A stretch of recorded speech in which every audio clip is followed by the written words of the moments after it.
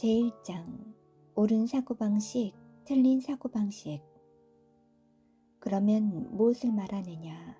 말씀이 네게 가까워 내 입에 있으며 내 마음에 있다 하였으니 곧 우리가 전파하는 믿음의 말씀이라. 너가 만일 내 입으로 예수를 주로 시인하며 또 하나님께서 그를 죽은 자 가운데서 살리신 것을 내 마음에 믿으면 구원을 받으리라. 사람이 마음으로 믿어 의에 이르고 입으로 시인하여 구원에 이르느니라. 로마서 10장 8절에서 10절 말씀. 우리가 믿고 있는 것은 우리의 생각의 결과입니다. 우리가 틀린 생각을 하면 틀리게 믿을 것입니다. 우리의 믿음이 잘못되면 우리의 고백도 잘못됩니다. 바꿔 말해서 우리가 틀린 고백을 한다면 그 모든 것은 잘못된 생각에서 나온 것입니다. 하나님의 말씀은 우리의 생각을 바로잡도록 주어진 것입니다. 예수님께서는 마가복음 11장 23절에서 이렇게 말씀하셨습니다. 내가 진실로 너에게 이르노니 누구든지 이 산더러 들리어 바다에 던져지라 하며 그 말하는 것이 이루어질 줄 믿고 마음에 의심하지 아니하면 그대로 되리라. 보통 우리는 믿음에 대해서는 많은 이야기를 합니다만 고백에 대해서는 별로 많이 이야기하지 않습니다. 우리가 바른 생각을 하기까지는 바르게 말할 수 없을 것입니다.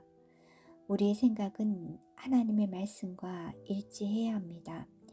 왜냐하면 실제로 우리는 우리가 가진 하나님의 말씀 이상은 믿을 수 없기 때문입니다. 너는 마음을 다하여 여호와를 신뢰하고 내 명철을 의지하지 말라. 잠언 3장 5절. 성경은 말하고 있습니다. 성경은 모든 이론을 무너뜨리며 하나님 아는 것을 대적하여 높아진 것을 다 무너뜨리고 모든 생각을 사로잡아 그리스도에게 복종하게 하니 고린도서 10장 5절이라고 말하고 있습니다. 하나님의 말씀은 또한 너희는 이 세대를 본받지 말고 오직 마음을 새롭게 함으로 변화를 받아 하나님의 선하시고 기뻐하시고 온전하신 뜻이 무엇인지 분별하도록 하라. 로마서 12장 2절이라고 말하고 있습니다. 우리는 하나님의 말씀을 공부함으로써 자기 마음을 새롭게 합니다. 성경은 그리스도의 마음을 품으라. 고린도전서 2장 16절이라고 가르치고 있습니다. 사람이 그리스도의 마음을 가질 수 있는 유일한 방법은 그분의 말씀을 공부하고 그의 심령으로 믿으며 말씀대로 행동하는 것입니다. 하나님의 말씀은 무엇이든지 진실되고 정직하고 옳고 순수하고 사랑스럽고 선한 보고가 있거나 무슨 덕이 있든지 칭찬할 만한 것이 있든지 이런 것들만 생각하라고 가르치고 있습니다. 이처럼 하나님의 말씀은 마음에 대하여 많은 것을 말하고 있습니다. 그렇지만 우리는 생각이 두 개의 다른 근원으로부터 우리 마음에 들어올 수 있다는 것을 알 필요가 있습니다. 우리 마음에 들어온 생각들은 항상 마음에서 생긴 것이 아닙니다.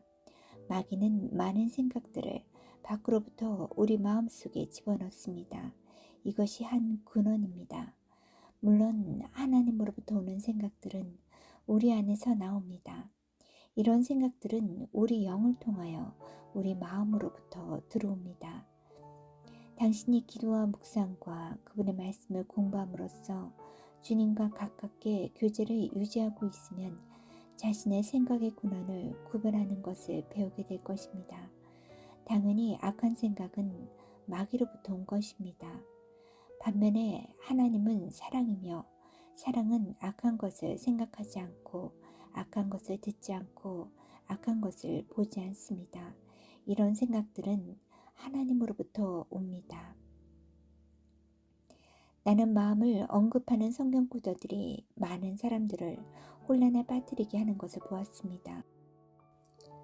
그러나 많은 사람들은 자신들이 믿는 바를 언급하는 성경 구절들을 가지고 믿고 있다고 생각합니다. 그들은 마음으로 믿고 있는 것이지 그들의 심령으로 믿는 것이 아닙니다. 그러나 생각하는 것을 언급하는 성경 구절들에 관해 그들이 이해할 수 있는 모든 것은 이 주제의 부정적인 면들입니다. 부정적인 면과 긍정적인 면이 다 있지만 긍정적인 면이 더 중요합니다. 예를 들면 어떤 사람이 고백에 대해 말한다고 하면 대부분의 사람들은 죄나 약한 것이나 실패를 고백하는 것을 생각합니다. 성경은 만일 우리가 우리 죄를 자백하면 저는 미쁘시고 우루사 우리 죄를 사하시며 우리를 모든 불의에서 깨끗하게 하실 것이요 요한에서 1장 9절이라고 말하고 있습니다. 그러나 하나님의 말씀은 고백의 부정적인 면보다 긍정적인 면에 관해서 훨씬 더 많이 말하고 있습니다. 만일 사람들이 이것을 이해할 수 있었더라면 그들의 삶과 사고방식에 큰 차이를 가져왔었을 것입니다. 그러나 그들은 오직 고백의 한 면, 즉 부정적인 면만 설교하는 것을 들어왔습니다. 그러므로 그들은 부정적인 면, 즉 너는 하지 말라는 면만 실천해 왔습니다.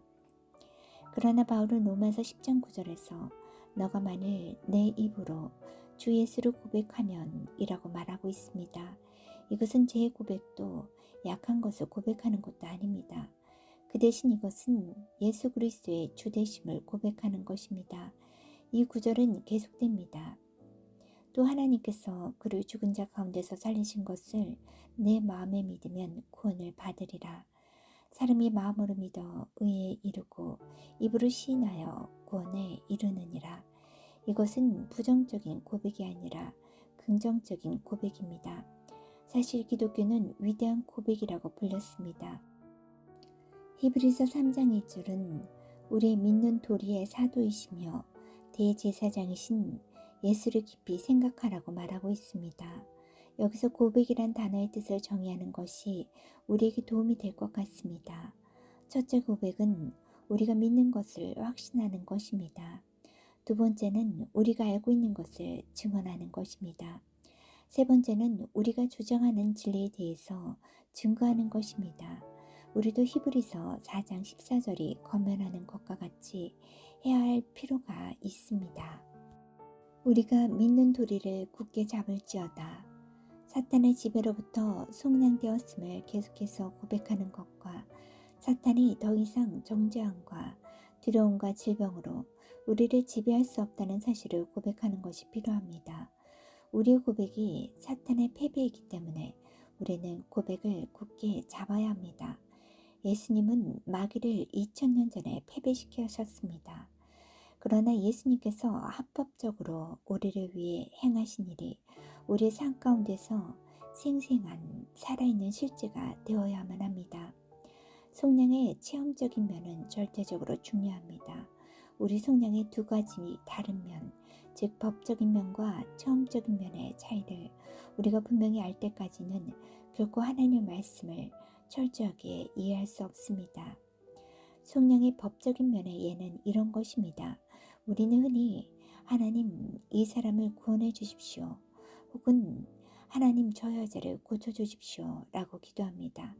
그러나 하나님의 마음에서는 하나님이 이미 이 사람을 고쳐주셨고 구원해 주셨습니다. 다른 말로 하면 하나님께서는 그리스도 안에서 세상을 자신과 화목하게 하셨습니다. 예수님은 누구를 구원하기 위해서 다시 죽을 필요가 없습니다.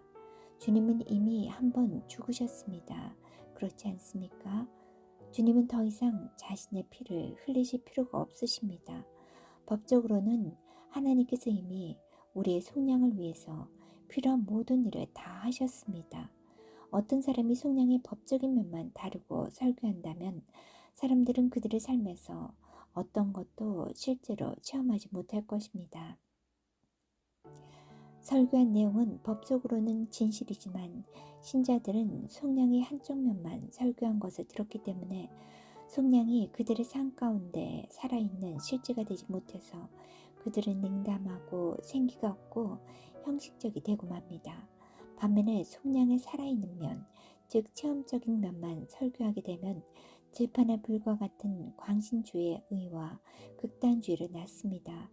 설교자가 속량의 체험적인 면만 설교하면 어떤 사람들은 하나님의 말씀과 동떨어진 경험을 추구하게 될 것입니다. 둘 사이의 균형을 유지할 때 우리는 하나님께서 속량을 통해 법적으로 제공하시는 모든 것을 누릴 수 있을 것입니다. 주님께서 합법적으로 우리를 위하여 값을 지불하고 마련해 주신 것은 우리가 하나님의 말씀을 우리 심령으로 믿고 그것이 진리이며 우리의 것이라는 것을 우리 입으로 고백할 때 경험적으로 우리의 것이 됩니다. 예를 들면 바울이 로마에 사는 그리스도인들에게 쓴 편지에서 우리는 속량의 법적인 면과 살아있는 면을 볼 수 있습니다. 로마서 10장 8절에서 바울은 말했습니다. 우리가 전파하는 믿음의 말씀이라. 구약 성경에서는 이런 표현이 보이지 않습니다. 왜냐하면 그 당시 사람들은 오늘날 우리에게 경험이 허용되어 있는 것과 같은 속량을 가지고 있지 않았기 때문입니다. 그들은 오실 메시아에 관해서 그들에게 예언된 것마저도 분명하게 이해하지 못했습니다. 그리고 사복음서에서도 우리는 속량에 대해서 설명되어 있는 것을 볼 수 없습니다. 왜냐하면 예수님이 가져오신 속량은 그분이 땅 위에 계신 동안에는 실제로 사람들에게 허용되지 않았기 때문입니다. 예수님은 죄를 용서해 주셨지만 우리는 속량 안에서 죄 용서보다 더 많은 것을 가지고 있는데 그것은 새로운 피조물로 만들어지는 것입니다. 예수님이 십자가에 못 박혀 죽으시고 죽음에서 부활하셔서 아버지 오른편에 앉아 계실 때까지 속량은 우리에게 허용되지 않았습니다.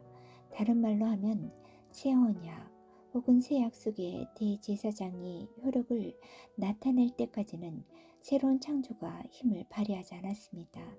어떤 사람들은 속량이 예수님께서 이 땅 위에 계실 때 이미 힘을 발휘하고 있었다고 생각하기 때문에 이것을 이해하기 어렵습니다.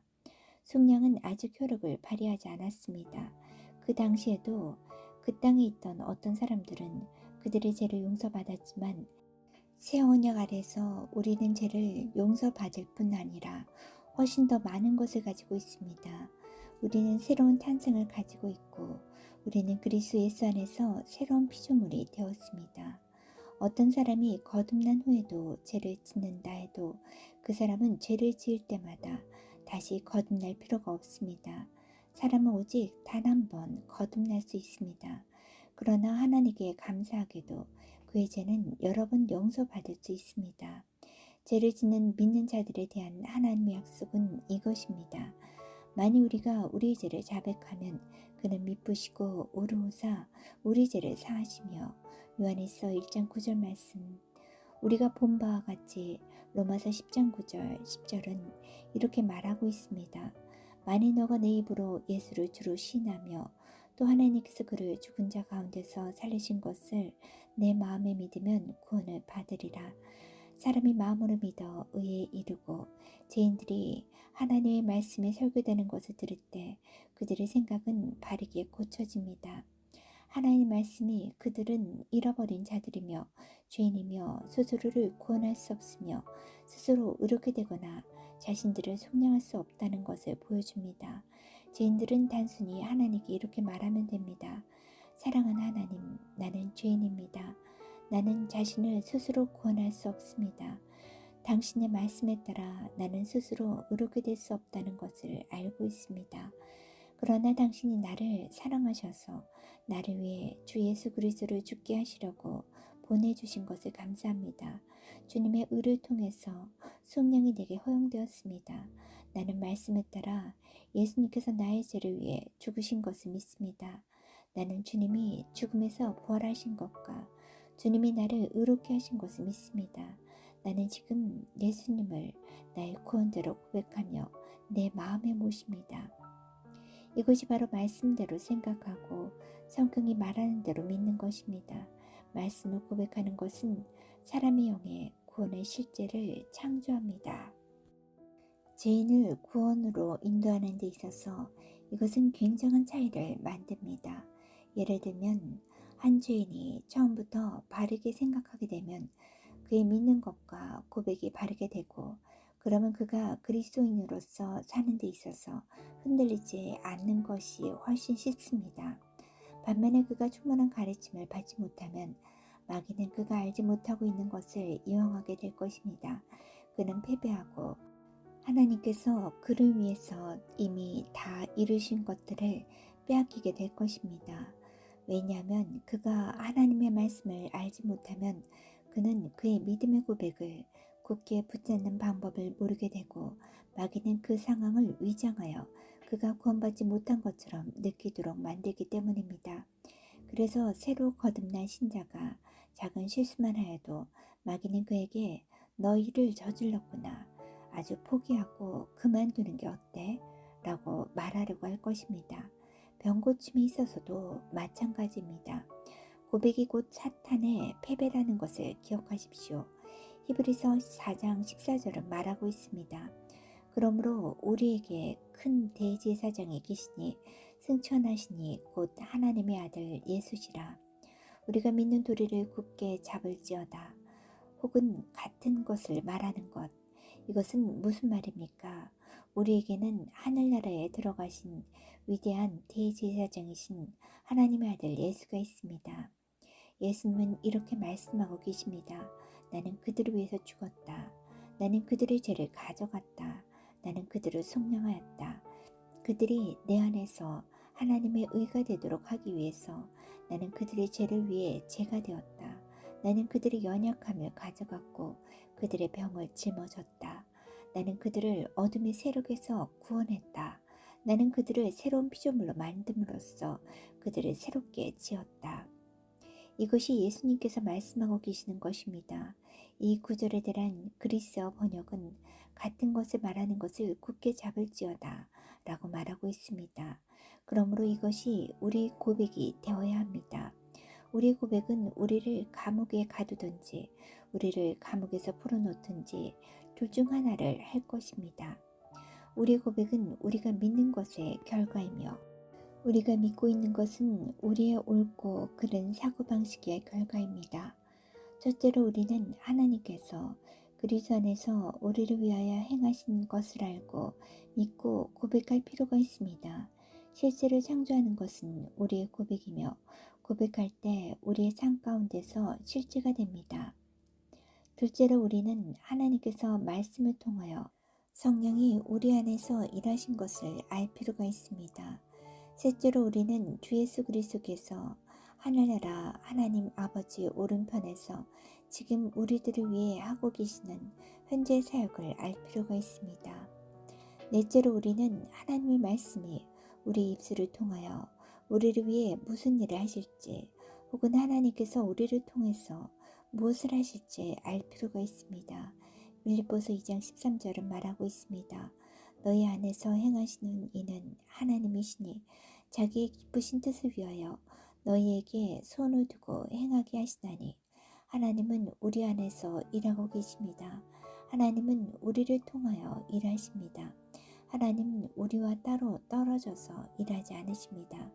하나님은 교회에 권세를 주고 온 세상에 가서 모든 피조물에게 복음을 전파하라는 명령을 주셨습니다.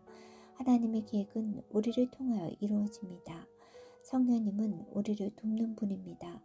그러나 성령님은 우리를 대신해서 행동하지 않으십니다. 이것이 우리가 잘못 생각해온 것입니다.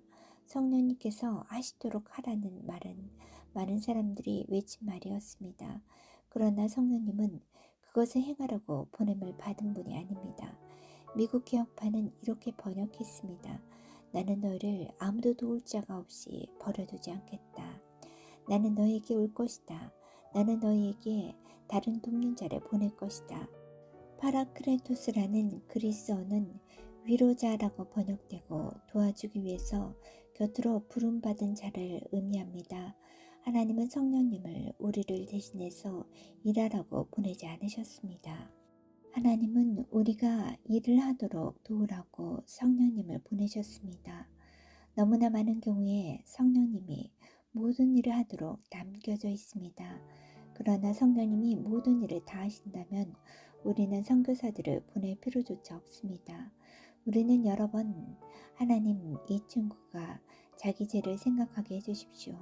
죄에 대한 책망을 강하게 받게 해주십시오. 라고 기도합니다. 그러나 누군가가 하나님의 말씀을 그에게 주기 전에 죄책감은 결코 그에게 생기지 않을 것입니다. 하나님의 말씀을 듣지 않고는 그는 책망을 받지 않을 것입니다. 바울은 로마서 10장 14에서 15절에서 이렇게 말했습니다. 그런즉 그들이 믿지 아니하는 일을 어찌 부르리요? 듣지도 못한 일을 어찌 믿으리요? 전파하는 자가 없이 어찌 들으리요? 보내심을 받지 아니하였으면 어찌 전파하리요? 성경은 하나님의 말씀을 설교하는 것을 통하여 사람이 구원을 받도록 하나님께서 정하였다고 말하고 있습니다. 우리는 물론 표적과 기사를 믿습니다만 표적과 기사는 아무도 구원하지 않습니다. 그것들은 사람들의 관심을 끄는 것입니다. 표적과 기사가 일어나면 사람들은 어떻게 구원을 받을 수 있는지 말할 수 있습니다. 이 말씀과 같이 우리가 생각하는 것이 옳지 않으면 우리가 믿는 것이 잘못될 것입니다. 그러면 우리의 말하는 것이 잘못될 것이며 그러면 우리는 혼돈되고 패배할 것입니다. 우리가 본 바와 같이 성령님은 우리를 도우라고 보냄받았기 때문에 우리는 하나님 말씀이 우리 입술을 통하여 무엇을 할 수 있는지를 깨달을 필요가 있습니다. 너무나 많은 시간을 우리는 교회에서 복을 받기만 원했습니다. 그래서 우리는 이렇게 기도합니다. 주님, 사람들을 보내주십시오. 주님, 주님이 나가셔서 사람들을 구원하십시오. 그러나 문제의 진실은 이것이 우리의 책임이라는 것입니다. 사람들을 교회 안으로 들어오도록 하는 것은 우리가 해야 할 일입니다. 우리는 그들을 구원하는 일에 돕는 성령님을 가지고 있습니다. 그러나 우리가 그 일을 기꺼이 하지 않는 한 우리는 성령님이 우리 대신 그 일을 해달라고 오랜 시간을 기도하면서 시간만 낭비하고 있는 것입니다. 달라스에 사는 한 여자가 내게 기도 부탁을 하였습니다.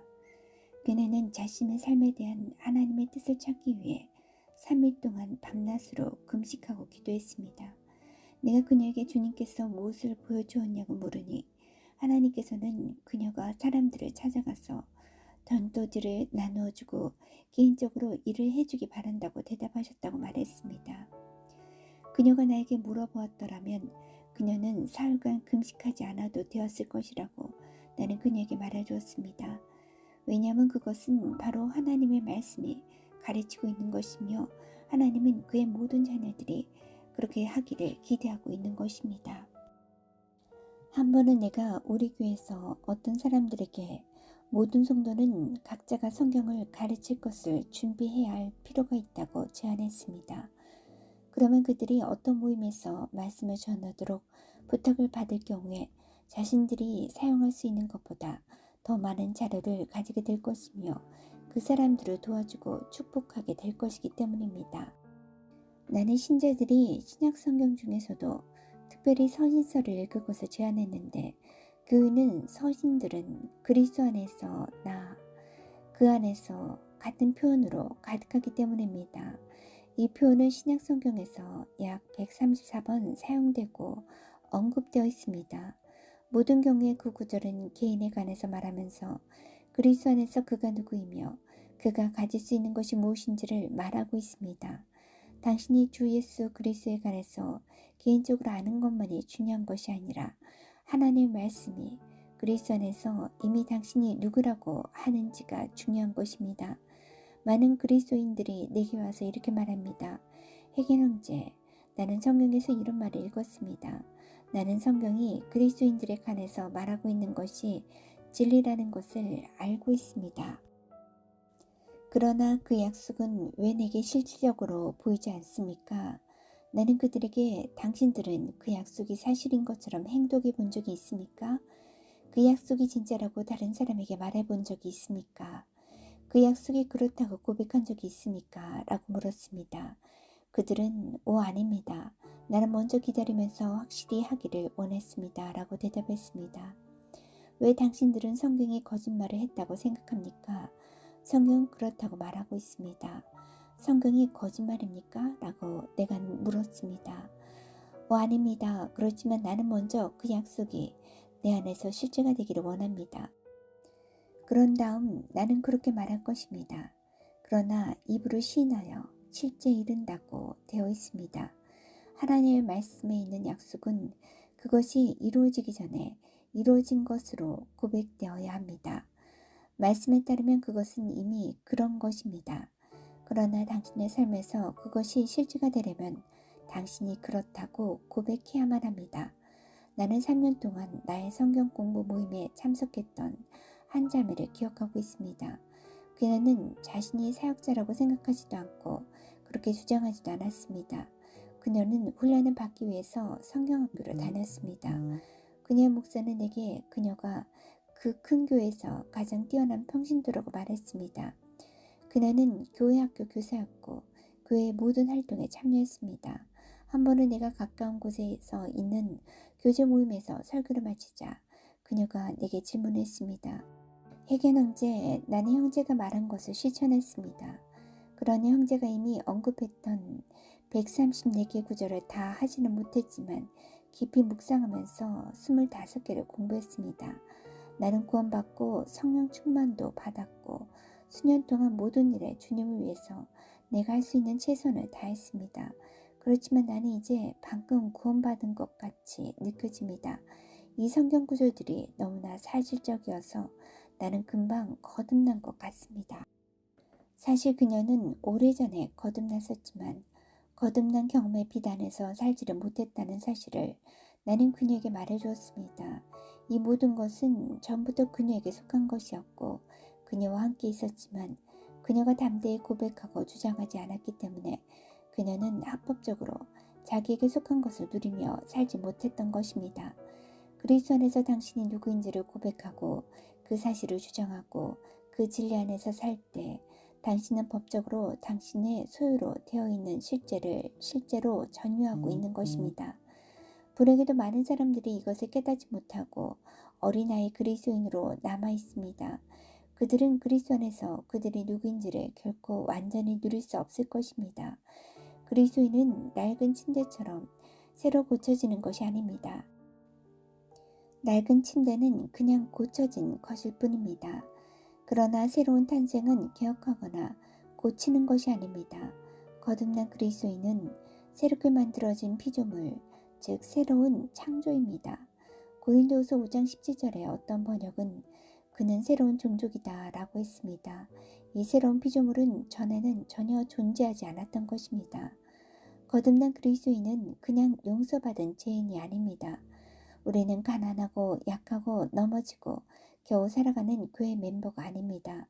우리는 그리스도 예수 안에서 새로운 피조물입니다. 당신에게는 어떤지 모르지만 내게는 이것이 바로 1933년 이래로 나의 고백이요 나의 간증이 되어왔습니다. 나는 침대에 누워서 하나의 말씀을 공부하다가 이 성령에 관한 진리를 발견하였습니다. 나는 성경을 읽기 전에 하나님께 두 가지를 약속했습니다.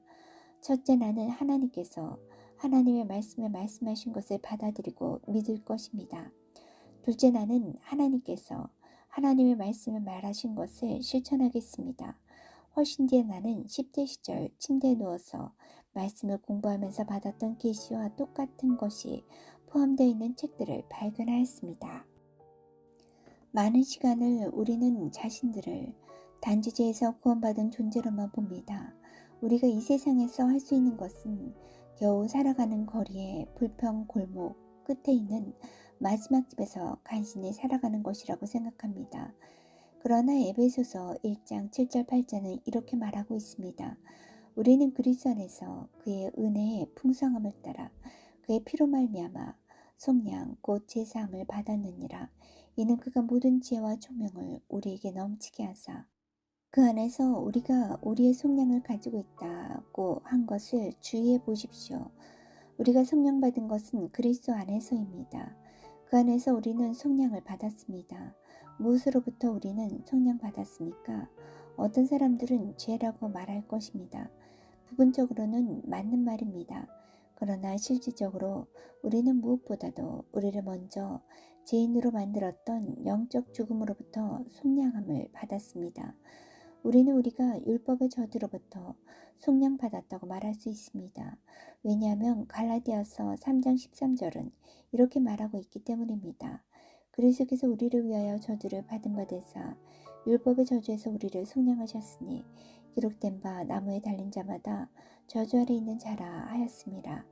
우리가 모세 율법을 바라볼 때 우리는 하나님의 법을 범하는 데 대한 벌이 가난과 질병과 영적 죽음으로써 삼중적이라는 것을 알 수 있습니다. 우리가 죄와 영적 죽음에 팔려 사탄이 우리를 지배하고 있기 때문에 예수님께서 우리를 속량하려고 오셨습니다. 그러나 지금 우리는 그리스도 안에서 속량을 얻었고 우리에 대한 사탄의 다스림을 깨어져 버렸습니다. 즉 우리가 거듭나는 그 순간, 우리가 그리스도 예수 안에서 새로운 피조물이 되는 그 순간 사탄은 우리의 삶에 대한 지배권을 잃어버렸습니다. 전에는 사탄이 우리의 주인이요 지배자였습니다. 사탄이 우리를 다스렸습니다. 그러나 지금은 그리스도 예수 안에서 우리는 새로운 피조물이며 예수님이 우리의 주님이십니다. 로마서 6장 14절은 이렇게 지적하고 있습니다. 제가 너희를 주장하지 못하리니 이는 너희가 법 아래 있지 아니하고 은혜 아래 있음이라. 어떤 것이든지 당신의 주인 노릇을 하고 있으면 그가 당신에 대한 지배권을 가지고 있는 것입니다. 죄와 사탄은 동의어입니다. 다른 말로 하면 그들은 그 뜻하는 것과 의미하는 것에 있어서 거의 비슷하거나 똑같습니다. 그러므로 이 구절을 사탄이 너희를 주장하지 못하리니 이는 너희가 법 아래 있지 아니하고 은혜 아래 있음이라고 번역할 수 있습니다. 그리스도께서 우리를 속량하셨습니다. 주님은 우리의 머리입니다. 그리스도께서 교회의 머리이면 우리는 그리스도의 몸인 교회의 지체들이고 그리스도는 우리의 머리인 것입니다. 사탄이 그리스도의 몸을 지배할 권세를 가지고 있습니까? 아닙니다. 우리는 그리스도의 것이며 그러므로 우리는 그리스도에 의해서만 다스림을 받게 되어 있습니다. 사탄은 우리를 지배할 수 없습니다. 왜냐하면 사탄이 만일 우리를 지배하고 있다면 그는 교회, 즉 그리스도의 몸을 지배하는 것이 되기 때문입니다. 그러나 우리는 예수님이 교회의 머리 되심을 알고 있습니다. 우리가 사탄에게 더 이상 지배받지 않기 때문에 질병이나 아픈 것이 더 이상 우리를 다스릴 수 없습니다. 옛 습관도 우리를 다스릴 수 없습니다. 왜 그럴까요? 우리는 그리스도 예수 안에서 새로운 피조물이기 때문입니다. 우리는 이것을 믿을 필요가 있습니다. 그렇다면 우리는 이것을 말하기 시작할 것입니다. 그러면 이것이 우리의 영의 실제가 될 것이며 우리는 그리스도 안에서 정복자가 될 것이며 승리하는 삶을 살게 될 것입니다.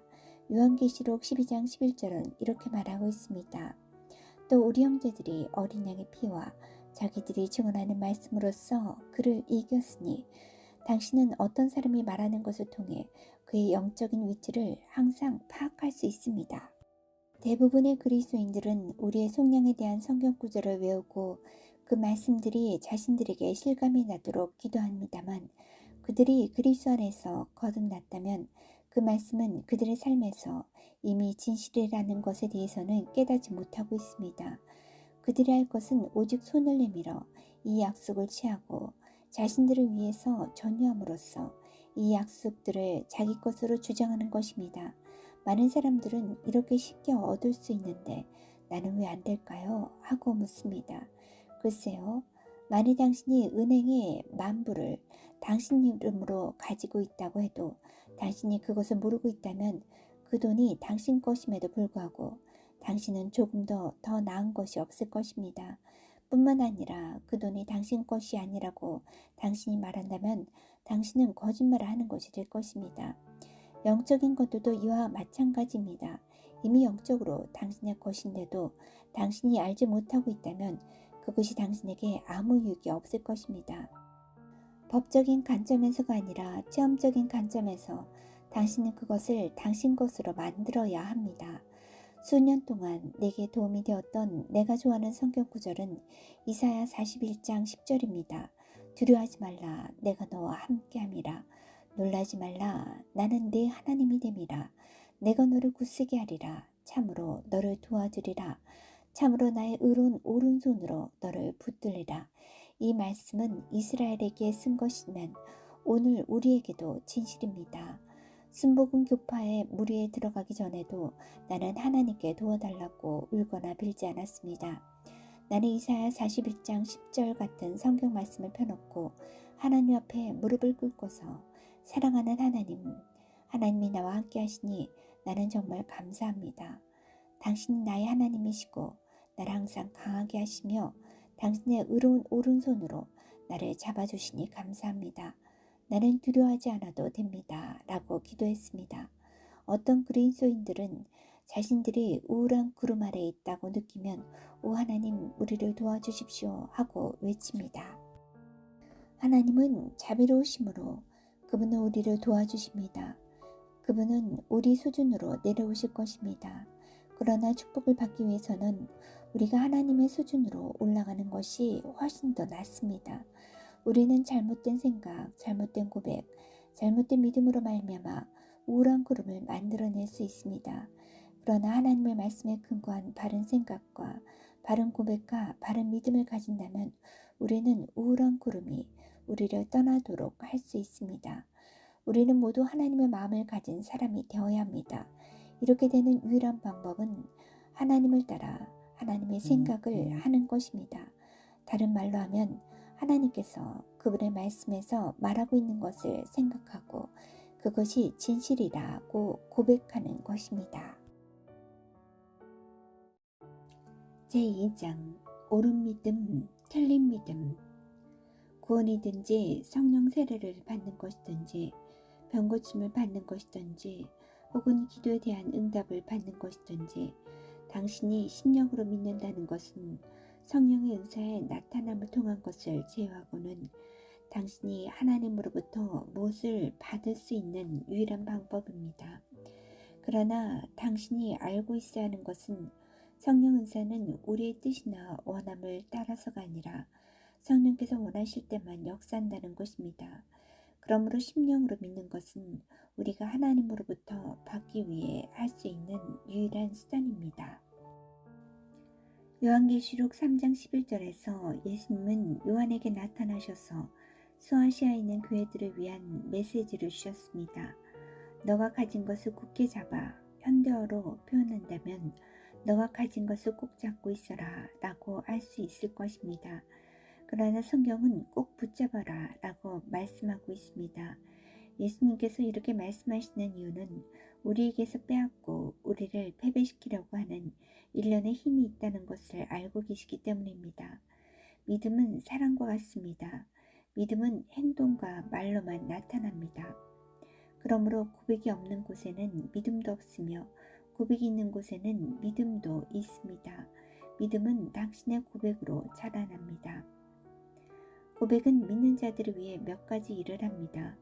고백은 그 사람의 삶에 이정표를 고정시켜주고 방향을 제공합니다. 바른 믿음과 바른 고백이 없이는 하나님으로부터 아무것도 받을 수 없습니다. 우리가 이 사실을 깨닫게 될 때 비로소 우리는 하나님과 함께 어디로 가기 시작할 수 있습니다. 가나안에 파송되었던 12 정탐꾼은 그들의 고백으로 그들의 삶의 이정표를 고정시켜버렸습니다.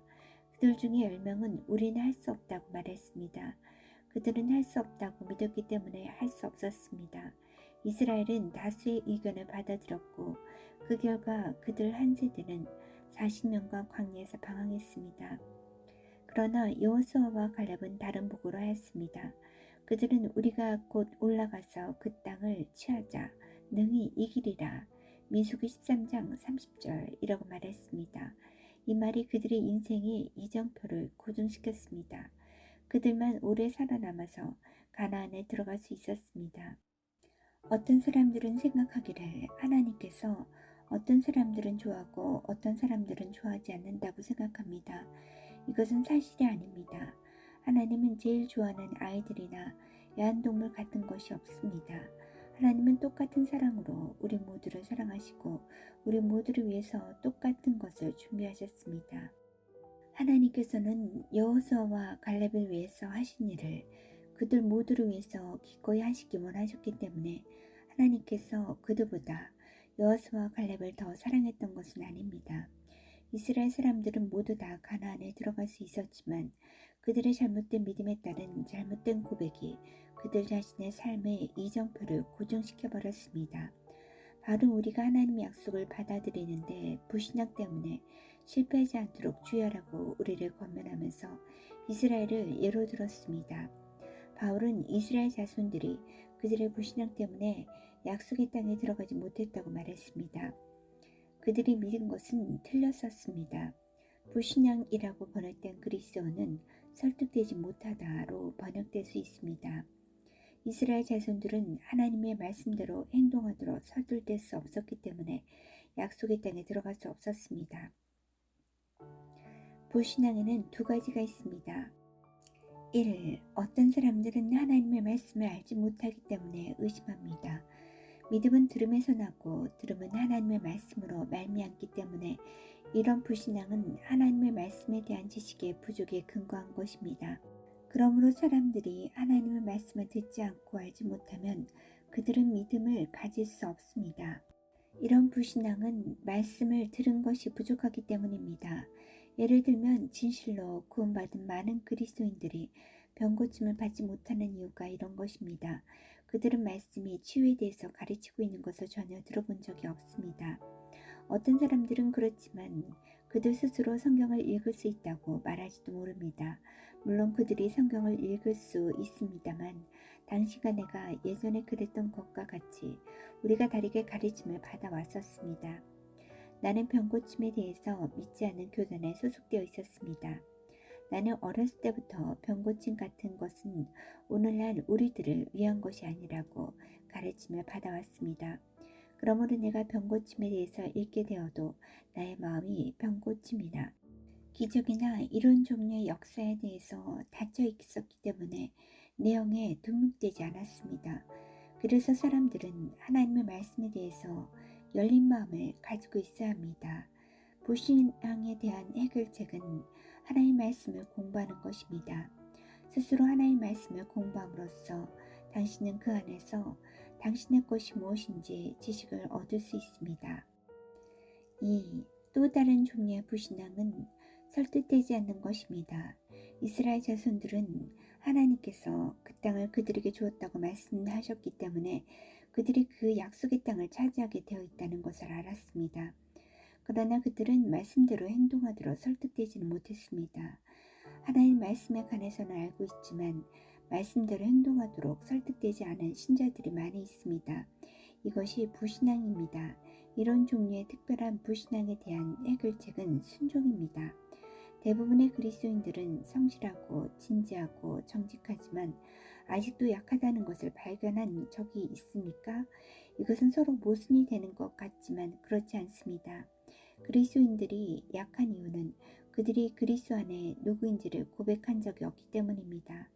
당신은 자신이 그리스도 안에서 누구이며 그리스도 안에서 무엇을 소유하고 있는지를 알 수 있습니다. 이스라엘 자손들은 하나님께서 자신들에게 속한 것이라고 한 것이 무엇인지를 알고 있었습니다. 하나님은 내가 그 땅을 너희에게 주리라고 말씀하셨습니다. 하나님께서 말씀하신 다른 모든 것들은 이루어졌습니다. 이스라엘 자손들은 하나님께서 약속하신 다른 모든 것에서 하나님이 신실하신 것을 보았습니다만 그 땅을 차지하는 문제에 가서는 하나님의 말씀대로 행동하도록 설득될 수 없었던 것입니다. 이와 비슷하게 대부분의 그리스도인들은 실제로 하나님의 말씀에 관해서 소유하고 있는 것에 비추어서 행동하고 있지 않습니다. 대부분은 하나님 이것을 제게 주십시오라고 하거나 나를 위해 저것을 좀 해주십시오라고 기도하고 있습니다. 그러나 하나님은 그들이 알고 있는 것을 행동으로 옮기기 시작할 때까지는 그들을 위해서 아무것도 하시지 않을 것입니다. 그들이 말씀대로 행동할 때 응답을 받습니다. 내가 10대 소년으로서 심하게 아파서 침대에 누워있을 때 내가 성경을 너무 많이 읽기 때문에 정신을 잃을지도 모른다고 우리 집 식구들은 생각했습니다. 식구들은 심지어 나의 주치의 중 한 사람인 의사 로빈슨이 나를 찾아와서 내가 정신을 잃을지도 모르므로 성경을 너무 많이 읽어서는 안 된다고 내게 말하도록 하기까지 했었습니다. 사람들이 그들이 가지고 있는 마음을 잊어버리고 그 대신 영적으로 새로운 마음을 가질 수 있다면 많은 사람에게 도움이 될 것입니다. 그러나 나는 하나님의 말씀 공부를 통해 힘을 얻고 건강을 회복하고 있다는 것을 알고서 계속해서 읽고 공부했습니다. 나는 성경이 옛 언약과 새 언약을 포함하고 있으며 새 언약은 교회 시대를 위해 주신 가르침이라고 결정했습니다. 그러므로 나는 대부분의 시간을 신약 성경을 읽으면서 보냈습니다. 그 중에서도 특별히 내가 누구이며 내가 소유한 것이 무엇인지를 말해주고 있는 서신서들을 읽었습니다. 이것은 고백이나 언제나 마귀를 패배시키기 때문에 내가 계속 고백한 것이었습니다. 많은 목사와 복음 전도자와 성도들은 성경의 다른 곳을 읽으면서 시간을 보냅니다. 그리고 결국은 나타나게 되는데 그들은 자신들의 삶 가운데 승리를 경험한 적이 없습니다. 나는 이 안에 가는 것 외에는 절대 다른 것을 설교하지 않은 한 목사를 알고 있습니다. 그는 항상 이 안의 어두운 면만을 설교했습니다. 마침내 그가 항상 부정적인 것만 설교하는데 사람들은 실증이 나서 다른 교회로 가버렸습니다. 이 설교자는 죽기 전에 육체적으로 크나큰 고통을 받았습니다. 여는 축복이 되도록 설교될 수 있지만 저주가 되도록 설교될 수도 있습니다. 귀신들에 관해 설교하는 경우도 마찬가지입니다. 설교자는 그리스도인들이 귀신들에 대하여 가지고 있는 권세에 대하여 보여줌으로써 사람들의 축복을 받을 수 있습니다. 반면에 귀신들에 대해서 잘못된 소리를 들음으로써 사람들은 귀신을 매우 두려워할 수도 있습니다. 그러나 주님을 찬양합니다. 그리스도인들은 귀신들 앞에서 떨거나 귀신들 때문에 놀라지 않아도 됩니다. 우리가 서신서들 속에 살고 있다면 우리는 승리하며 살 것입니다. 바울은 그리스도인들의 삶 가운데 대항하면서 살 것을 열거했습니다. 그러나 이 모든 일에 우리를 사랑하신 이로 말미암아 우리가 넉넉히 이기느니라. 로마서 8장 37절 말씀. 우리는 정복자보다 낫기 때문에 바울은 우리가 여유가 있다고 말하고 있는 것을 보십시오. 내가 마음에 대해 설교할 때 어떤 회중들은 놀랍니다. 그들은 즉시 크리스천들 사이언스를 생각합니다. 그럼에도 불구하고 성경은 마음에 대하여 많은 것을 말하고 있습니다. 예를 들면 이사야 26장 3절은 주께서 의지하는 사람들은 한결같은 마음을 가진 사람들이니 그들에게 평화를 더하여 주시기 바랍니다. 라고 말하고 있습니다. 하나님의 말씀은 우리가 그리스도의 마음을 가질 것을 권면하고 있습니다. 빌립보서 4장 8절을 이렇게 말하고 있습니다. 끝으로 형제들아 무엇이든지 참되며 무엇이든지 경건하며 무엇이든지 옳으며 무엇이든지 정결하며 무엇이든지 사랑받을 만하며 무엇이든지 칭찬받을 만하며 무슨 덕이 있든지 무슨 기름이 있든지 이것들을 생각하라. 사람이 무엇을 생각하는지는 엄청난 차이를 가져옵니다. 많은 사람들이 전국의 모든 사람에게 기도를 받은 후에도 여전히 아픈 것은 이 때문이라고 나는 믿고 있습니다. 그들은 기도받기 위해 줄을 서는 곳이면 언제나 참여하지만 결코 치유받지 못합니다. 그들이 치유받지 못하는 이유는 잘못 생각하고 있기 때문입니다. 과거에 내가 다른 사람을 위해 기도를 해줄 때 많은 사람들이 도움을 받은 것처럼 보였습니다. 어떤 사람들은 심지어 그들의 아픔이나 고통이 이틀이나 사흘 정도 사라졌다고 간증까지 했습니다. 그러나 그들의 목소리에 앓는 소리가 아직도 있기 때문에 나는 질병이 다시 되돌아올 것을 알고 있었습니다. 그들은 병이 되돌아올 때까지 단지 생각하는 것과 믿는 것과 고백하는 것을 잘못 생각하고 있습니다. 어떤 상황에 대해서 하나님이 무엇이라고 말씀하고 있는지를 따르는 것보다는 사람들이 그것에 대해서 생각하고 있는 것을 따르는 것이 훨씬 쉽습니다. 어떤 사람이 말하고 있는 것을 포기하기로 마음먹고 하나님이 말씀하시는 것을 따르는 것은 때때로 세상에서 가장 어려운 일입니다. 우리는 심령으로 믿는 것뿐만 아니라 하나님의 말씀대로 생각하고 묵상할 필요가 있습니다. 내 친구들과 의사들은 내가 병을 이겨도 살 수 없을 것이라고 말했습니다. 그러나 나는 그들의 말에 귀를 기울이는 대신에 하나님의 말씀이 그리스도 안에서 하나님께서 나를 위해 하셨다고 한 것을 믿기로 작정했습니다. 물론 내 친구들과 의사들과 내 감각이 내게 말하고 있는 것에 귀를 기울이는 것이 더 쉬웠을 것입니다. 그러나 나는 하나님의 말씀에 서기를 선택하였고 그것 때문에 나는 오늘도 건강합니다. 믿음이 그리스도인들에 의해 묶여있는 이유는 그들이 하나님이 말씀하는 것을 단순하게 믿고 고백할 용기가 없기 때문입니다. 그들이 자신이 누구인지 알기 위해 하나님의 말씀을 읽어본 적이 없었기 때문입니까? 그들이 성경에 지나간 역사인 옛 언약에만 너무나 많이 머물러 있으면서 우리가 그리스도 안에서 새로운 피조물이며 새 언약을 소유하고 있다는 것과 하나님이 우리를 사랑하셔서 우리가 무엇이든지 가장 좋은 것을 갖게 되기를 원하신다는 것을 깨달은 적이 없기 때문입니다. 아니면 그들의 마음이 삶 가운데 세상적인 작은 것들, 즉 말을 다하고 모든 일을 다했어도 아무 유익이 안 되는 것들에 빼앗겨 있기 때문입니다. 굳건한 믿음의 삶을 건축하기 위해서는 하나님 아버지가 당신에게 누구이신지, 예수님이 아버지 우편에서 지금 당신을 위해서 무엇을 하고 계신지, 성령님이 당신 안에서 무엇을 하고 계신지를 당신이 믿고 고백하는 것이 필요합니다. 그러면 당신은 환경을 더 이상 두려워하지 않게 되고 어떤 병이나 어떤 상태도 두려워하지 않게 되는 데까지 성장하게 될 것입니다. 그리고 당신은 삶을 두려움 없이 대면하는 정복자가 될 것입니다. 때가 되면 당신은 로마서 8장 37절이 진실이라는 것을 배우게 될 것입니다. 그러나 우리는 이 모든 일에서 우리를 사랑하셔 주시는 분을 힘입어서 이기고도 남습니다. 그러나 당신이 정복자라는 것을 고백하기까지는 당신은 결코 정복자가 되지 않습니다. 잘못된 고백은 패배와 실패와 사탄의 우위를 고백하는 것입니다. 어떤 사람들은 항상 마귀의 싸움에 관해서만 말합니다. 그렇게 하는 것은 사탄을 더 확대하는 것입니다. 마귀가 어떻게 그들을 사로잡고 있는지, 마귀가 어떻게 그들을 아프게 하고 있는지, 마귀가 어떻게 그들이 성공하지 못하도록 하는지를 말할 때는 언제든지 패배와 실패를 고백하고 있는 것이기 때문입니다.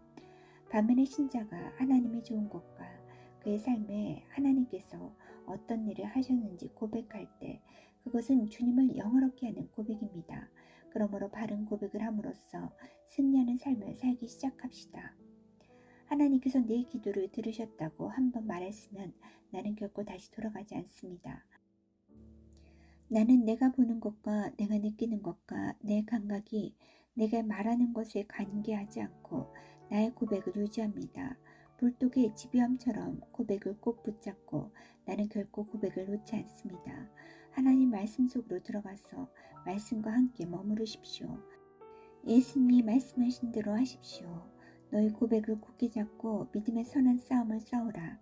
마귀가 당신의 굳은 위치로부터 당신을 움직이게 못하도록 하십시오. 어떤 것들을 위해서 나는 며칠, 몇 주 혹은 몇 달을씩 나의 자리를 지켰습니다. 나는 1인치도 자리를 내주지 않았습니다. 나는 하나님께서 내 기도를 들으셨다는 것을 알았고 내가 기도했던 것에 대한 답을 가지고 있기 때문에 나의 자리를 지켰습니다. 우리의 고백이 우리를 스스로 감옥에 가두기도 하고 동시에 오직 바른 고백만이 우리를 풀어놓는다는 것을 깨닫고 있는 그리스도인들은 매우 적습니다. 우리의 생각뿐만 아니라 우리가 하는 말이 우리에게 힘을 주기도 하고 우리를 약하게도 합니다. 우리의 말이 우리를 올무에 걸리게 하여 우리를 가두기도 하고 우리를 풀어놓기도 합니다. 우리의 말은 다른 사람들의 삶에서도 강력해집니다. 우리의 내적 존재를 실제로 다스리는 것은 우리 입술로 고백하는 말인 것입니다. 우리가 질병에 대해 이야기를 한다면 우리는 질병을 믿고 있기 때문입니다. 우리가 약한 것과 실패한 것에 대해 말하고 있다면 우리가 약한 것과 실패를 믿고 있기 때문입니다. 우리는 무의식적으로 우리가 믿고 있는 것을 고백합니다. 마음에 가득 찬 것을 입으로 말하는 법이다. 마태복음 12장 23절 말씀. 제3장 옳은 고백, 틀린 고백. 그러므로 우리에게 큰 대제사장이 계시니 승천하시니 곧 하나님의 아들 예수시라. 우리가 믿는 도리를 굳게 잡을지어다. 히브리서 4장 14절 말씀. 나는 이것을 믿습니다. 네, 이것이 나의 심령입니다. 라고 말하며 긍정적인 고백을 하는 것은 쉬운 일입니다. 그렇지만 우리가 먼저 알아야 할 것은 우리가 입으로는 무엇인가 부정적인 것, 즉 반대되는 것을 말하고 있다는 것입니다. 우리는 우리 입에 하나님의 말씀을 담도록 주의를 기울여야 합니다.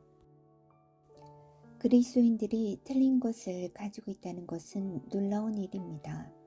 그리스도인들이 바른 것을 믿는데 자신의 믿음을 적용한다면 그들은 성공하게 될 것입니다. 사실 그들이 성공하기 위해서 이미 가지고 있는 믿음보다 더 많은 믿음이 필요한 것은 아닙니다.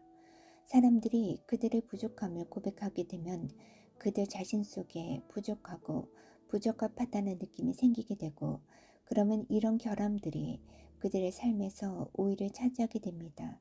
그러나 예수님은 우리의 주님이시므로 우리가 그분의 주되심에 대한 고백을 굳게 잡으면 예수님께서 우리의 삶에서 오히려 차지하시고 우리를 성공으로 이끌어 가실 것입니다. 우리는 우리가 고백하는 것 이상으로 결코 오르지 못합니다. 믿는 자의 심령에 있는 믿음에서 나오는 입술의 고백은 모든 전투에서 마귀를 절대적으로 패배시킬 것입니다. 그렇지만 그의 입술로 하고 있는 고백을 그의 심령으로 믿지 않는다면 그의 고백은 역사하지 않을 것입니다.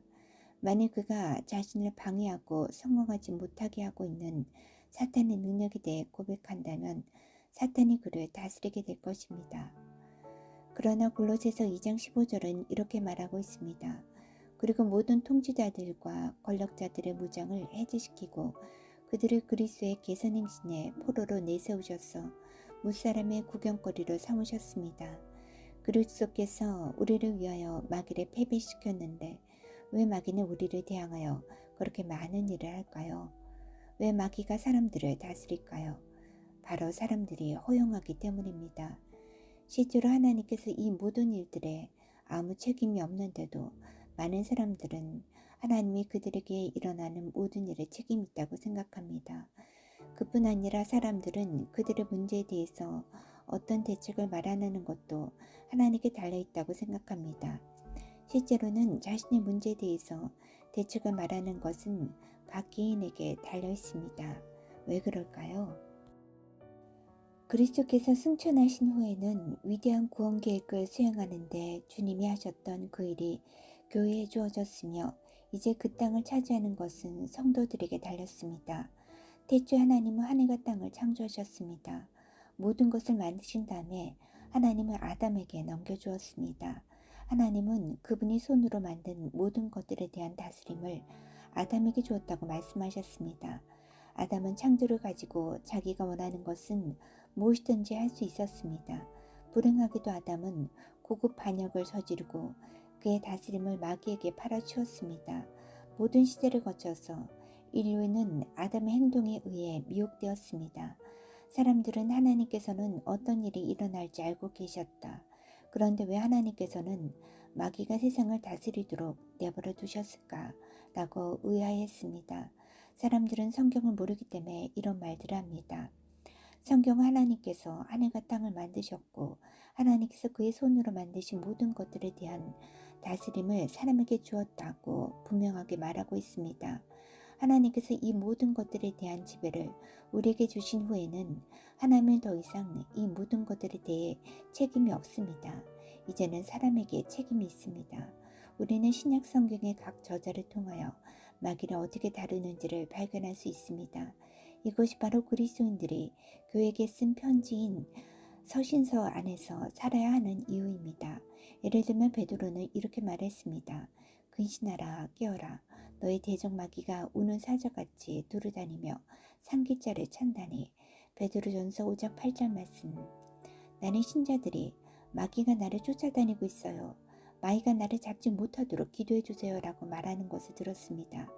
이렇게 기도해서는 아무 소용이 없습니다.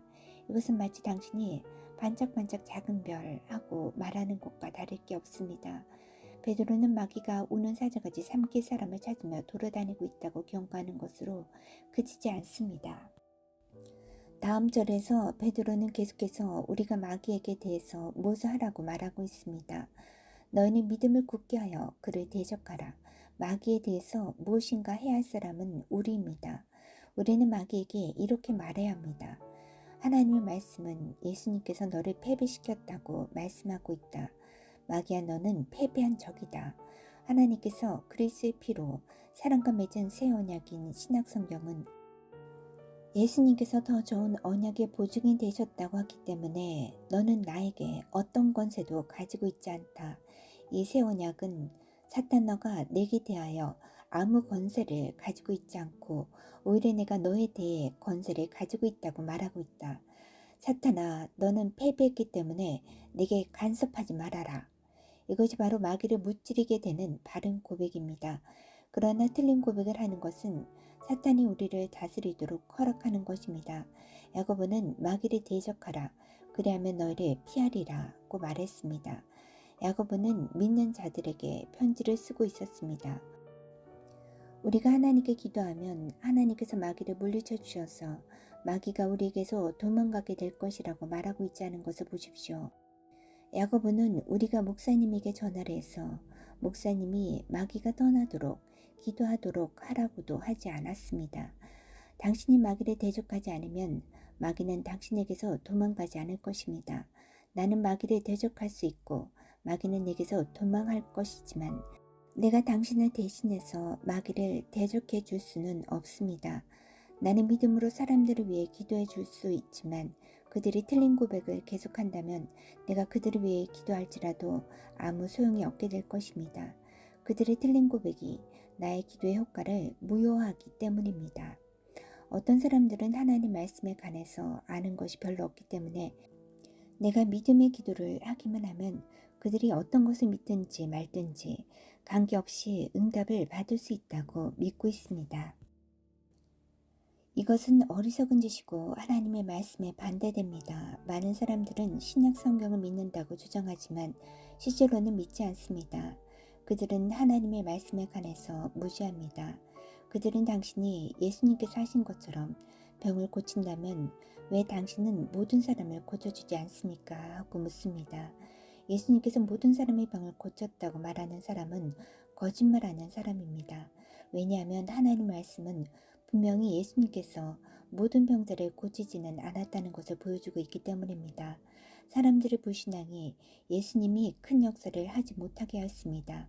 예를 들면 마가복음 6장 5절 6절은 그의 고향인 나사렛에서 예수님은 거기서는 아무 권능도 행하실 수 없어 다만 소수의 병자에게 안수하여 고치실 뿐이었고 그들이 믿지 않음을 이상하게 여기셨더라고 말하고 있습니다. 예수님은 나사렛에서는 큰 역사를 하실 수 없었습니다. 안 하신 것이 아니라 못하셨습니다. 왜 못하셨을까요? 사람들의 불신앙 때문이었다고 성경 말하고 있습니다. 가끔 우리는 성경에서 특별한 경우에는 거기 있었던 모든 사람들이 고침받았다는 것을 읽습니다. 가끔 내 집회에 참석했던 모든 사람들이 고침받기도 했습니다. 왜 그럴까요? 그 차이는 참석한 개인들의 믿음과 불신앙의 차이 때문입니다. 우리는 예수님의 지상사역 전체를 통하여 이것을 관찰할 수 있습니다. 마태복음 13장 58절은 말하고 있습니다. 그들이 믿지 않음으로 말미암아 거기서 많은 능력을 행하지 아니하시니라. 예수님께서 지상에 계시는 동안에 한량없는 성령의 능력으로 사역을 하셨는데도 불구하고 불신앙 때문에 방해를 받으셨다면 예수님께서 오늘날 그분의 몸인 교회를 통하여 우리 안에 계신 성령님의 능력으로 일하실 때에도 사람들의 불신앙은 아직도 예수님이 우리를 통하여 일하시는 것을 방해할 것입니다. 그리스도께서 하늘과 땅의 모든 권세를 가지고 죽음에서 부활하셨을 때 그분은 땅 위의 권세를 교회인 믿는 자들에게 위임하셨습니다. 하나님께서 우리에게 주신 권세를 가지고 무엇을 하는 것은 우리 믿는 자들에게 달렸습니다. 하나님께 달린 것이 아닙니다. 믿고 믿는 것을 행동으로 옮기는 것은 우리에게 달린 것입니다. 바울은 에베소에 있는 교회에게 마귀에게 틈을 주지 말라고 편지했습니다. 이것은 무슨 말입니까? 이 말은 마귀는 우리가 그에게 허락하지 않는 한 어떤 방법으로든지 우리를 다스릴 수 없기 때문에 우리는 마귀에게 틈을 주어서는 안 된다는 뜻입니다. 우리가 마귀를 대적하고 바른 고백을 하면 우리는 마귀에게 대한 다스림을 유지할 수 있는 것입니다.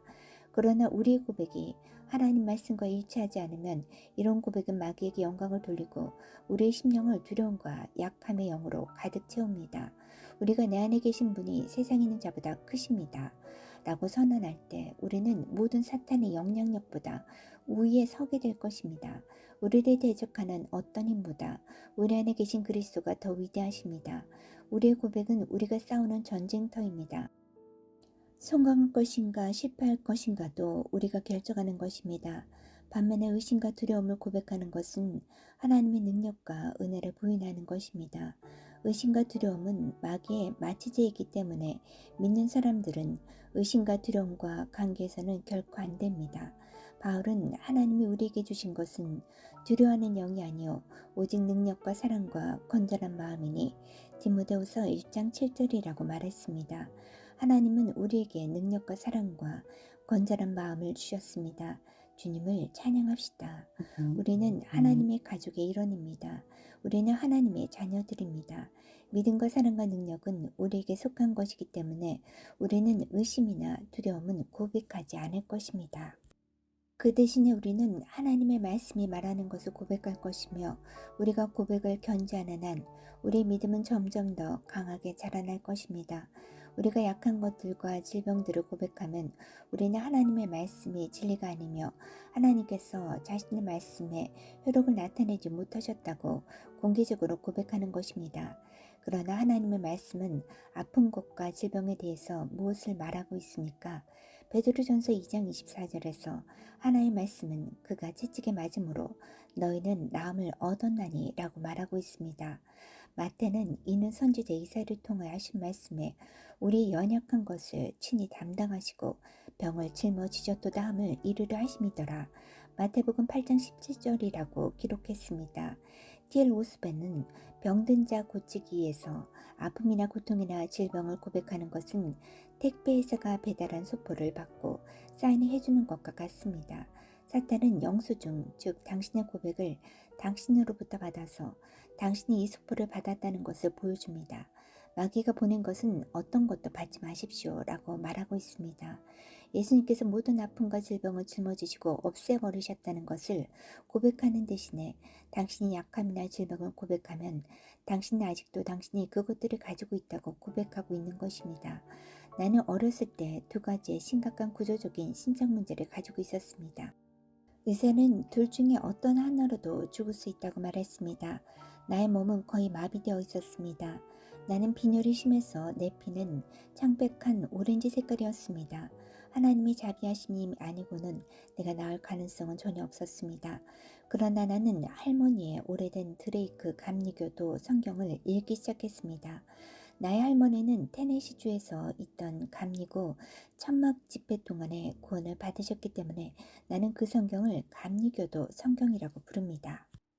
나는 내가 가진 아픔과 질병에 관해서 하나님의 말씀은 뭐라고 말하고 있는지 찾아보았습니다. 그가 채찍에 맞음으로 너희는 나음을 얻었나니 베드로전서 2장 24절 말씀. 그러나 나는 하루에도 두세 번씩 심장마비로 고통을 받고 있었습니다. 내가 기도하지 않는 시간에 단 1분의 1도 있었다고 생각하지 마십시오. 난 실제로 많은 밤을 지새우면서 기도했었습니다. 나는 수많은 시간에 기도하고 기도했습니다. 내가 기도를 가서평가하고 있는 것이 아니라 이와 같은 경우에는 일이 되어지게 하려면 기도보다 더한 것이 필요합니다. 그것은 믿음의 기도입니다. 많은 그리스도인들이 가지고 있는 문제는 아무 믿음도 없이 즉 그들이 믿는 대로 행동하지 않고 기도만 많이 한다는 것입니다. 이런 기도는 아무것도 이루지 못합니다. 성경에서 예수님이나 다른 어떤 사람도 기도만으로 값을 완성할 수 있다고 말한 적이 없습니다. 그러나 예수님은 너희가 기도할 때 너희가 받은 줄로 믿으면 너희는 그것을 받게 될 것이다. 마가복음 11장 24절 말씀이라고 말씀하셨습니다. 예수님 또한 너희가 기도할 때 무엇이든지 믿고 구한 것은 다 받으리라. 마태복음 21장 22절이라고 말씀하셨습니다. 그리스도인들은 내가 당신에게 말하지만 나는 정말 기도를 믿습니다 라고 말할 것입니다. 그런 말은 도대체 아무 의미도 없습니다. 티벳에 가면 기독교보다 더 오래된 종교를 추종하는 사람들이 역시 기도를 믿고 있는 것을 발견할 수 있습니다. 그 사람들도 끊임없이 기도합니다. 그들의 제사장들은 기도하면서 돌리는 바퀴를 끊임없이 돌립니다. 내가 기도하는 것을 그만두라고 말하고 있는 것이 아니라는 것을 다시 한번 더 강조하고 싶습니다. 내가 말하는 것은 단순히 그냥 기도만 한다고 되는 것이 아니라는 것입니다. 당신이 말씀이 말하는 바를 믿는다면 기도할 때 당신은 말씀대로 행동해야만 합니다. 기도하십시오. 문제에 대해서는 잊어버리십시오. 그리고는 당신이 기도하는 그 순간 기도응답을 받은 것처럼 행동하십시오. 이렇게 하려면 기도만으로 되는 것이 아닙니다. 말씀을 믿는 것과 말씀대로 행동하는 것이 필요합니다. 침대에 누워만 있던 10대 소년이었던 나에게는 사람의 어떤 도움도 소임이 없었습니다. 내가 기도하며 보낸 시간을 하나님이 알고 계심에도 불구하고 나의 병이 낫는 데는 전혀 아무 발전의 기미도 없었습니다. 나는 어딘가 무엇인가가 잘못되었다. 그러나 하나님 편에서 잘못될 리는 없다고 결론을 내렸습니다. 하나님은 결코 변하지 않으시니 무슨 변화가 필요하든지 내가 바꿔야 한다는 것을 알았습니다. 그래서 나는 하나님께 주님 무엇이 잘못됐나요? 어디서 무엇인가가 잘못되어 있습니다. 나는 하나님을 만나지 못하고 있습니다. 나는 기도한 것을 받지 못하고 있습니다. 라고 여쭈었습니다. 하나님께서는 말씀을 통하여 성령으로 무엇이 문제인지 내게 보여주셨습니다. 나의 문제는 내가 고침받았다는 것을 믿었어야 했다는 점입니다. 나의 자연적인 마음은 이것에 대해서 정말로 거부하였습니다. 큰 소리로 반대하였습니다. 당신의 마음은 손이나 발로 시끄럽게 할 수 있는 만큼이나 당신에게 소음을 낼 수 있습니다. 비록 내 마음은 넌 미쳤다, 넌 미쳤다 라고 계속 말했지만 나는 아니야, 나는 알았어, 나는 정확히 알았어. 이래서 내가 병고침을 받지 못했어. 나는 아직도 나의 심장의 문제만을 고백하고 있었어. 나는 내가 마비된 것을 고백하고 있었어. 나는 내 심장이 어떻게 움직이는지를 느낄 수 있기에 아직도 내가 아프다고 고백하고 있었어. 그러나 하나님의 말씀은 내가 나았다고 말씀하고 있다. 하나님의 말씀은 그분께서 아픔과 질병을 가지고 무엇인가를 하셨다고 말하고 있다. 병을 고백함으로써 병을 붙잡고 있었고 내가 붙잡고 있는 한 병을 가지고 있을 것이다. 나는 병을 풀어놓아야 한다. 나는 하나님의 말씀이 말하고 있는 것을 그렇다고 고백하기 시작해야 한다. 나는 지금까지 하나님 말씀의 증거 대신에 나의 오감, 즉 보는 것, 냄새 맡는 것, 만지는 것, 듣는 것, 맛보는 것이 말하는 것을 받아들였었다. 이제 내가 해야 하는 것은 하나님의 말씀이 내가 나았다고 말하고 있기 때문에 나의 감각 대신에 하나님의 말씀의 증거를 받아들이는 것이다. 나는 이렇게 마귀와 싸움을 계속했습니다. 친구들여, 당신이 이렇게 고백하는데 싸우지 않아도 된다고 생각하지 마십시오. 당신은 편안한 꽃침대에서 쉬지 못할 것입니다. 절대로 하나님은 그럴 것이라고 말씀하지 않으셨습니다. 하나님은 당신이 믿음의 선한 싸움을 싸우게 될 것이다. 디모데전서 6장 12절이라고 말씀하셨습니다. 하나님은 우리가 마귀를 대적하라. 그리하면 그가 너를 피하리라. 야고보서 4장 7절 말씀이라고 말씀하셨습니다. 하나님 우리가 너희 고백을 굳게 잡으라. 요한계시록 3장 11절이라고 말씀하셨습니다. 하나님 우리가 믿음으로써 흔들리지 말고 마귀를 대적해야 한다고 말씀하셨습니다. 이런 모든 표현들은 우리 편에서 어떤 강력한 노력을 쏟아부어야 할 필요가 있음을 암시하고 있습니다. 왜냐하면 우리의 씨름은 혈과 육을 상대하는 것이 아니요 통치자들과 권세들과 이 어둠의 세상 주관자들과 하늘에 있는 악한 영들을 상대하기 때문입니다. 에베소서 6장 12절 말씀. 씨름, 레슬링은 힘든 노력을 하는 것을 나타냅니다. 이 성경 구절은 사람과 씨름하듯이 육체적인 노력을 의미하는 것이 아니라 영적 영역에 있어서 영적인 세력들을 대항하여 씨름하는 것을 의미하고 있습니다. 이것은 영적인 씨름입니다. 우리가 방금 읽은 구절들은 우리가 영적인 영역에서 악한 권능들에 대항하여 싸우고 씨름하고 대적하여 물리치며 노력을 경주해야만 한다는 사실을 언급하고 있습니다. 그러므로 당신은 당신의 고백을 굳게 잡아야 합니다. 가볍게 잡거나 대충 잡지 말고 꼭 붙잡아야만 합니다. 내가 나의 고백을 꼭 붙잡았듯이 당신도 당신의 고백을 굳게 붙잡으십시오. 나는 그렇지 않아. 마귀야, 성경은 내가 나았다고 말씀하고 있어 라고 말했습니다. 바로 하나님으로부터 당신이 원하는 것을 얻기 위해서 당신이 해야만 하는 것입니다. 나는 감각의 고백을 붙잡지 않고 하나님의 말씀을 붙잡았습니다. 믿음의 고백이 나를 이기게 하였습니다. 믿음의 고백은 당신도 이기게 할 것입니다. 우리 모두 하나님의 말씀에 익숙해집시다. 당신이 실천하기만 한다면 말씀은 당신을 고칠 것입니다. 하나님 말씀은 그가 말씀을 보내어 그들을 고치시고 시편 107편 20절이라고 말하고 있습니다.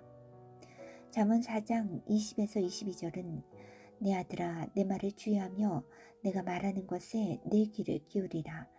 그것을 내 눈에서 떠나게 하지 말며 내 마음속에 지키라. 그것은 얻는 자에게 생명이 되며 그의 온 육체에 건강이 됨이니라 라고 말하고 있습니다. 당신이 처방전을 써주는 의사에게 갔다고 가정해 봅시다. 약봉투를 가지고 집에 돌아와서 그 약을 선반 위에 둡니다.